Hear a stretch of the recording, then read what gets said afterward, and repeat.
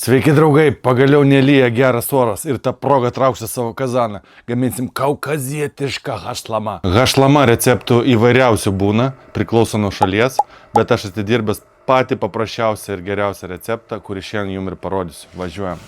Šį kartą naudosiu jautienos šonkulius ir nugarinę. Dėsiu juos į šaltą, lengvai aliejumi pateptą kazaną. Gausiai pabarstau druska, įdedu lauro lapų ir nepamirštu pipirų. Tuomet dedu svogūnus, morkas, vėl pabarstau druska ir sudedu baklažanus. Naudosiu džiovintą raudonėlį. Toliau dedu pomidorus, česnakus ir saldžią papriką. Ir dar įdėsiu truputį kvapniųjų pipirų. Viską užbaigiu bulvėmis ir čili pipiru. Vėl pabarstau druskos, pipirų bei kaukazietiškų prieskonių mišinį.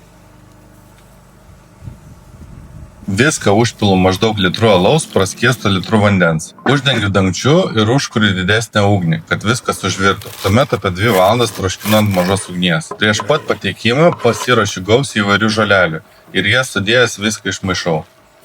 Bulvės išvirusios. Tai taip, jeigu krenta mėsą.